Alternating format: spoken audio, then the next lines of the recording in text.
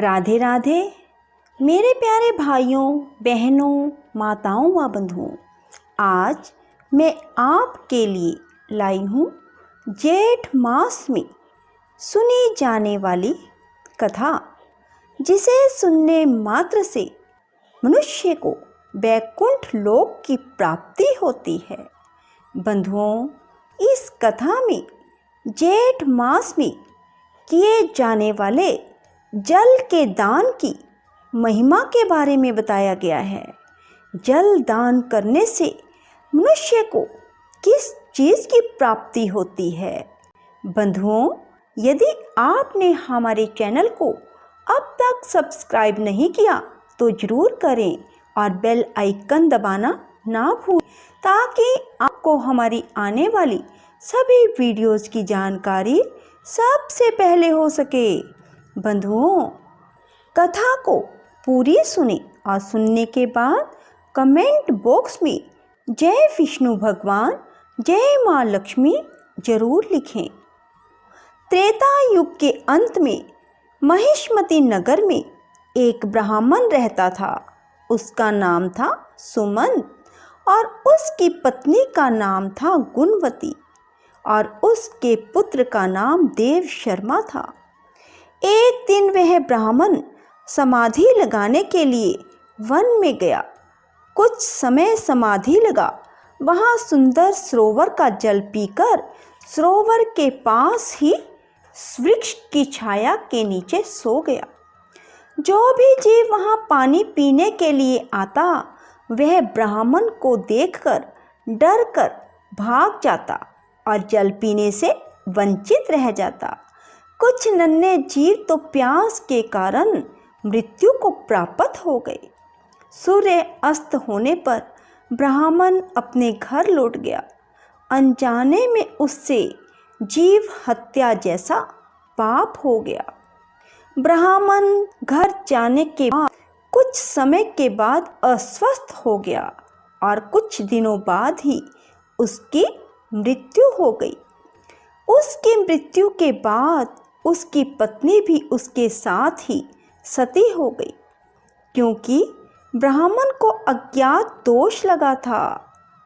ब्राह्मण मृत्यु के बाद उसे नरक की यातना भोगनी पड़ी और वह चातक की योनि में पड़ गया और उसकी पत्नी भी चातकी की योनि में पड़ गई। अब वे दोनों अपने पुत्र के घर के समीप एक वृक्ष पर रहने लगे। चातक अपने पूर्व जन्मों के कर्मों को याद करता है और जोर जोर से रोता है। उसका पुत्र जब चातक का रुदन सुनता है तो वह उसे वहाँ से भगाने की बहुत कोशिश करता है, पर चातक और चातकी वहाँ से नहीं भागते। ऐसा करने पर वह बहुत दुखी हो जाता है और क्या करता है कि वृक्ष को आग लगा देता है। चातक और चातकी के पंख जल जाते हैं और वे घायल अवस्था में नीचे गिर जाते हैं और वे आपस में अपने कष्टों की बात करने लगते हैं। उनकी बातें उनका पुत्र सुन लेता है और विस्मय हो जाता है, अर्थात हैरान हो जाता है कि ये तो मेरे माता पिता हैं। वह तभी श्रेष्ठ मुनि के आश्रम में जाता है और अपने माता पिता का वृत्तांत सुनाता है। उनसे उनके उद्धार के विषय में पूछता है। ऋषियों ने तब उसको बताया कि तुम्हारे पिताजी पर पिछले जन्म का अज्ञात पाप है।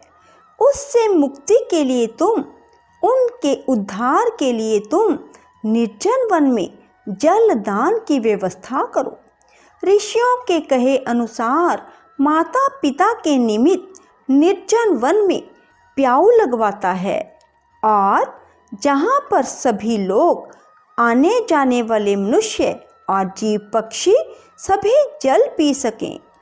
उसके इस पुण्य के प्रभाव से उसके माता पिता चातक चातकी की योनि से छूटकर अपने पुत्र को सुख समृद्धि का आशीर्वाद देते हुए वैकुंठ लोक को चले जाते हैं।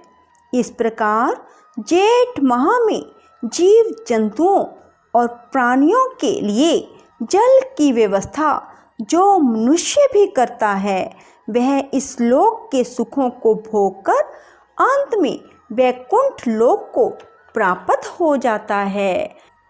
बंधुओं, जेठ मास में जल के दान का बहुत ही महत्व है। इसके बारे में महर्षि स्कंद जी अपने शिष्यों को बताते हैं। वे कहते हैं, इस मास में किया गया थोड़ा सा भी दान बहुत अधिक पुण्य प्रदान करता है।